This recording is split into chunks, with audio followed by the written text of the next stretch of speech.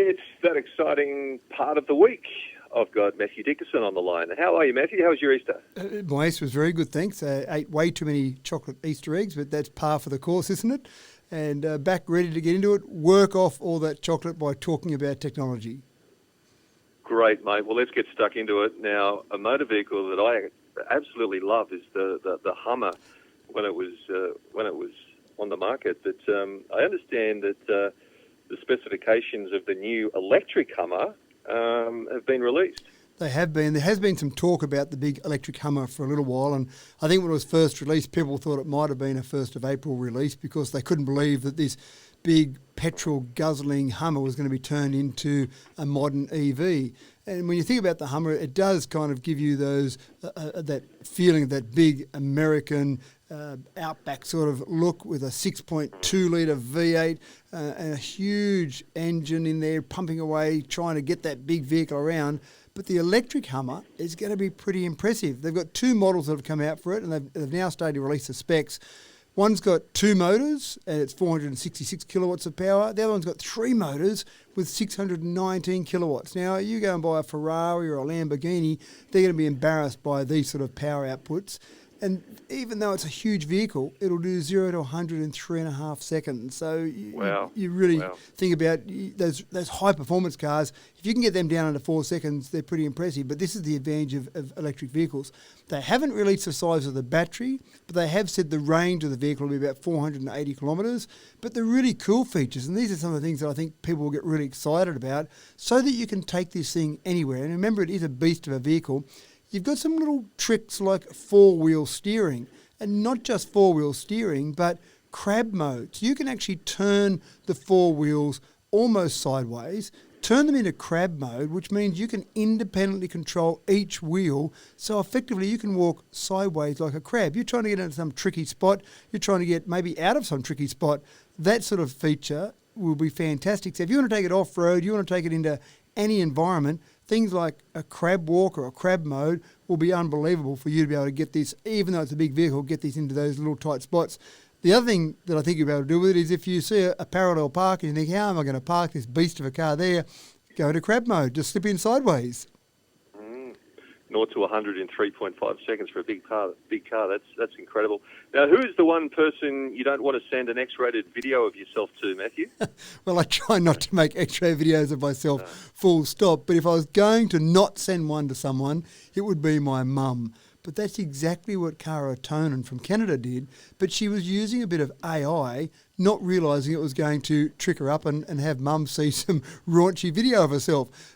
There's some features in things like Google Drives and Google Photos where you can say, oh, there's a picture of a certain member of my family or a friend of mine. Automatically add that to an album, and then when you add it to that album, automatically share it with family members. So this particular woman had a photo of her son or had photos of her son that she put into an album. And she thought, oh, my mum would like to see photos of my grandson. I might just automatically share the album with photos of my son, with my mum, so that she can look at all the photos. So automatically, without thinking about it, every time she took a photo or a video of her son, her mum would know about it. Now, she decided, for whatever reason, I won't make any commentary on this one, Chris, she decided to make an X-rated video in the kitchen, obviously for her husband, but unfortunately, she had a photo of her son stuck on the refrigerator.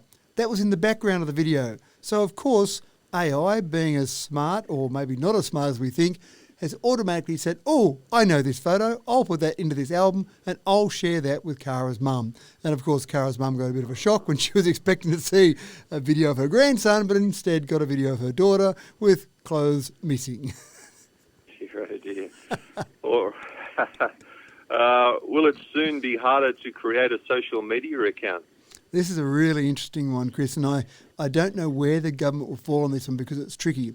The government is considering a report that suggests maybe having 100 points of ID to get a social media account, a Facebook account, a Tinder account, etc.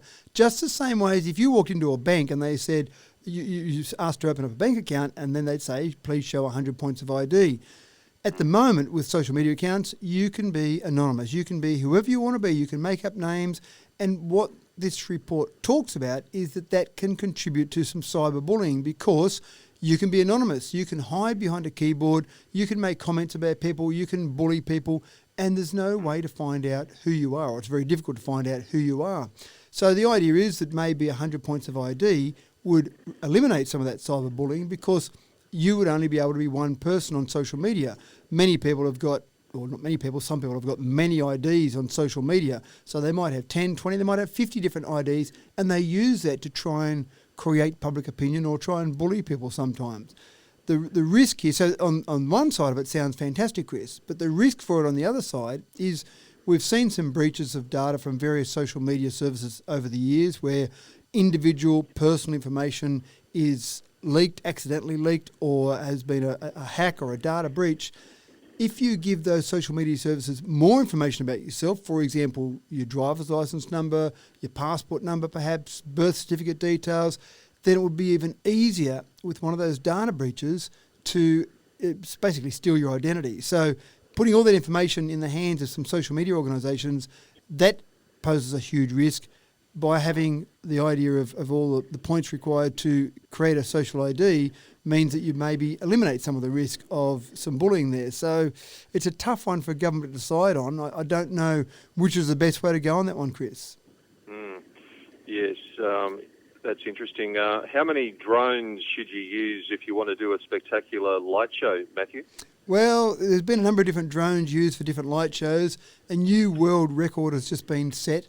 3,281 drones in the air at the same time. So that's a Guinness World Record. Genesis, the luxury brand from Hyundai, used that many drones to create a spectacular drone show, light show, I'm not sure what you call it, but a spectacular show to basically announce they've arrived in China. And of course, all those drones were put together with their light shining to lay out the Genesis logo, as well as create some other interesting shows to basically say that, hey, we're Genesis and we're now here. There's been some other light shows that we've seen put on in the past with smaller numbers, but still quite incredible light shows with thousands of drones on hand. And so you've got some things like the Demoda Intelligent Control Technology, which used 3,051 drones in a display last year. At one stage, the record was 1,218 drones, and that was at the 2018 Winter Olympics. So if you want to put on a light show, you probably need more than the one drone you might have flying around your home, Chris. All right, mate. Another social media site has had a data breach. Who was it this time? Yeah, this time it was Facebook. And 533 million users had their data breached, including Mark Zuckerberg. So information was leaked, basically. It included the location where someone was located, their date of birth, their phone number, their Facebook user ID. It didn't have Facebook password, so that's a good thing.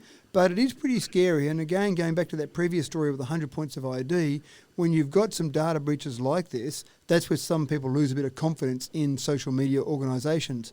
So all that data out there, again, identity theft is the main thing people want to be worried about. I've mentioned it before. You have your credit card stolen, you might lose a couple $100, but banks are usually pretty good about that.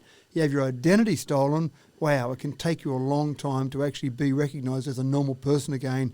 You might have your whole credit rating destroyed. You might not be able to borrow money to buy a house. You might not be able to have a phone account with any of the phone providers. It's pretty difficult once you get your identity stolen. So this data had people from 106 different countries impacted by the breach.